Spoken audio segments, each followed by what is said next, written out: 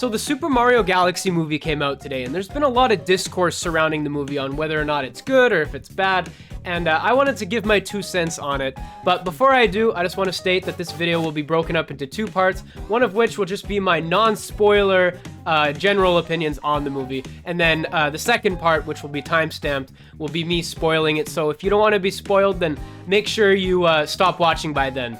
But to be completely honest with you, my general opinion on this movie is that it's just kind of mid.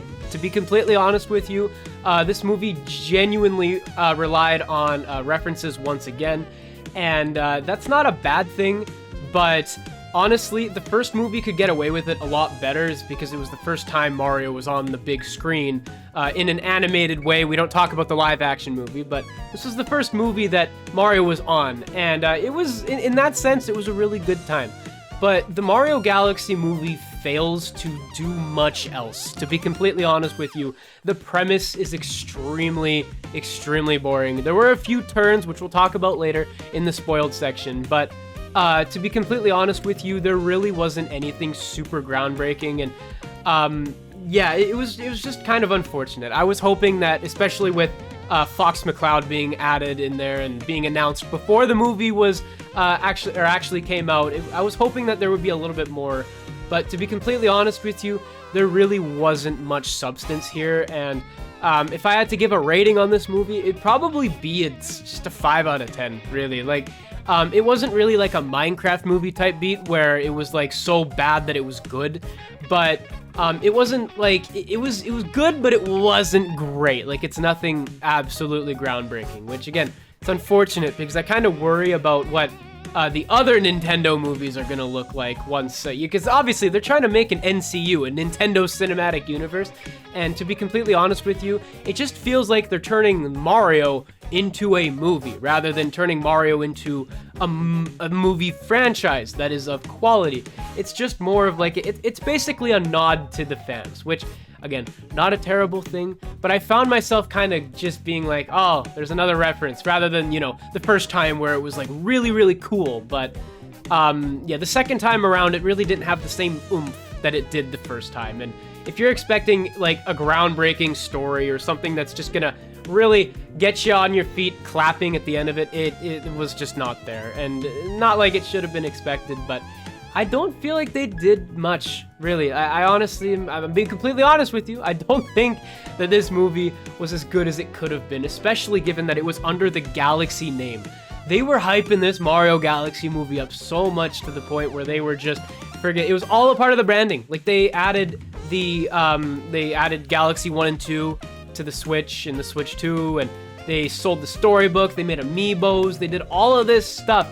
And to be completely honest with you, it didn't really feel like that much of a Galaxy movie. Like, of course, there's elements that have Mario Galaxy written all over it, but it didn't feel like that groundbreaking. It didn't capture the feeling that me playing the Galaxy games did, you know? Like, when you were playing the Galaxy games, like, you got into that mood.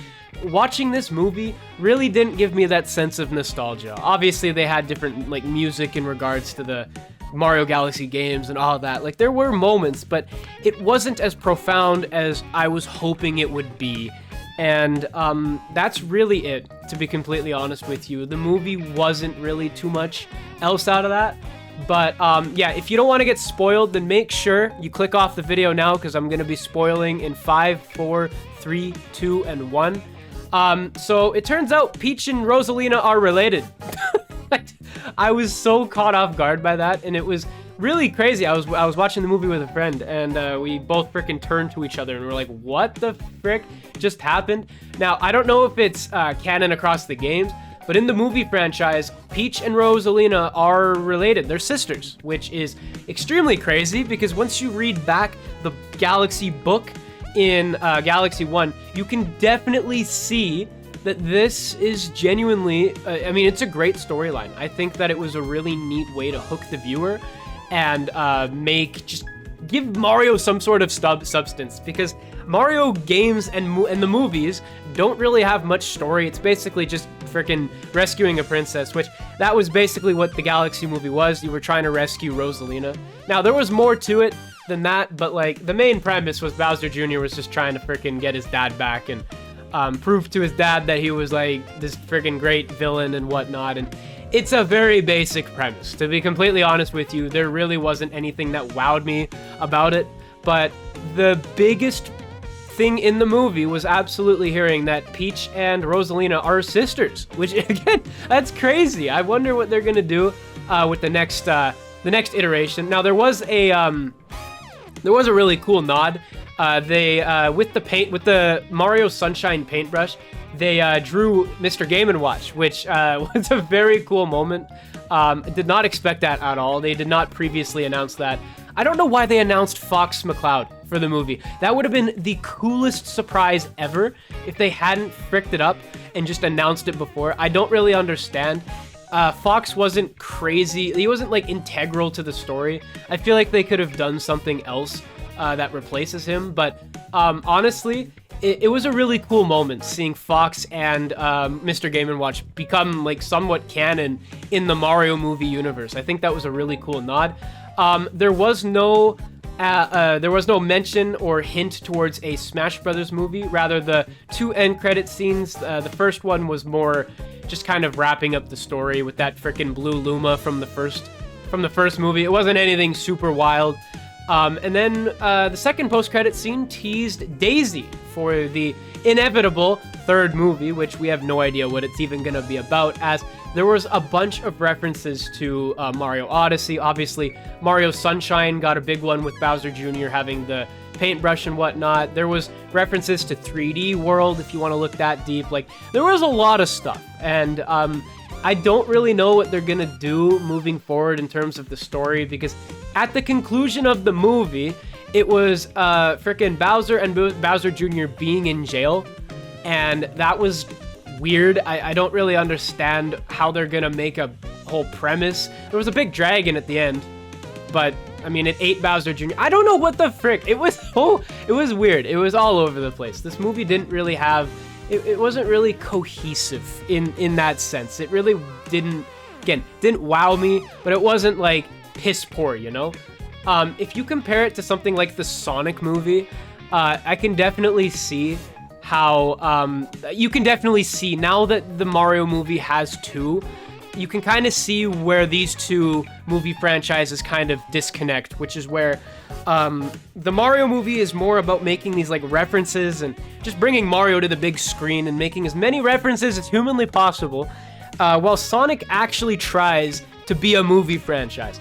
I don't see that from Nintendo. To be completely honest with you, they're going for two completely different audiences. And like the Sonic movie has references, but there is a story in each one. The Mario movie is literally, the past two movies have been like, let's rescue the princess. That's it.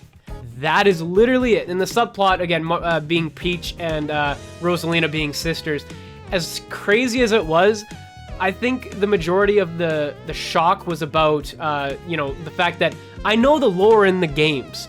And if this is canon in the games, then that makes that more interesting. But in terms of a movie sense, it's as generic as you can possibly get. So, in all honesty, if I had to rate the movie, I would probably give it a 50%. I know that the Rotten Tomatoes, I think, was like a 45 or a 44%. I think that's fair. To be completely honest with you, I think that was completely fair, because there really, again, wasn't too much to it. And I'm not going to be all negative and doom and gloom, because I think it was a good time. Like, I recommend you go and see it, especially given that if you're watching this, you're probably a Nintendo fan. I don't imagine there's any freaking parents watching this and being like, oh, Luigi Cap's opinion's going to determine whether or not I see this. I really heavily doubt that, but yeah, I mean, it was a good time. It was a good time, especially if you watch with people that like actually know the lore. Like, once they see that Peach and Rosalina were like siblings, like that's a really cool nod, and that's a really cool like add-on to the Rosalina storybook, assuming that it's canon in game. But yeah, I do wonder how they're going to implement Daisy and Rosalina and all of them in the next movie. I really don't know what they can do for moving forward. Like, I really gotta be honest, I don't know what they're gonna do for this third movie, and it kind of concerns me because this wasn't left on a cliffhanger. Like, everyone had a happy ending. There was no cliffhanger, and other than, again, Daisy being announced. But what can they do? I don't know what they do that they haven't done before. They've already made as many references as you can frickin' fathom.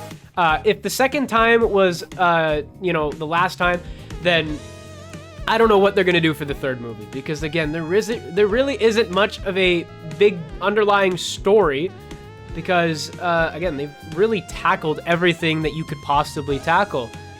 There was a rumor that the next Mario movie, or in the Nintendo movie catalog, is gonna be a spin-off, which probably is the right way to go, because again, I don't see anything, like, it's not like the Five Nights at Freddy's 2 movie where they left it on a cliffhanger. Mario Galaxy movie does not do that. And you know what, there's one pet peeve I have, and I'm gonna frickin' say it because I don't care. I don't like how Yoshi joined the gang. Literally, I mean, I already told you this was gonna be spoilers, but literally, Yoshi just kind of spawned in. He just spawned in. He was in a warp pipe. He got spooked off by the frickin', I don't even remember. And he was hiding in a warp pipe, and that was it. That was it. It was literally all it was. It made absolutely no sense, and Yoshi was the definition of a friggin' comic relief character, and that's not a bad thing, but like, freaking Yoshi, man, he really, he didn't have as big a role as I was hoping. But you know what? It's not that deep. It's not that deep. The movie was a fun time. Is it something I'm gonna rewatch? No. Same with the first one. I really don't think that this is meant to be rewatched a billion times. These are not cult classics. These are just, it's literally just Mario on the big screen. It scratches that childhood itch that, you know, all of us had, where we were like, you know what, it would be really cool if we saw Mario on the big screen. And yeah, it was a neat time. I gotta be real, it was a good time. But as a movie franchise, it was 5 out of 10, bro. It really wasn't anything super duper crazy. But yeah, let me know if you guys saw the Mario Galaxy movie. Let me know if you came back to this video after watching the movie and whatnot. Leave a comment telling me what you think about it. And yeah, thank you guys for watching. Make sure you leave a like, comment, and subscribe. And I will see you in the next one. Peace out, everybody.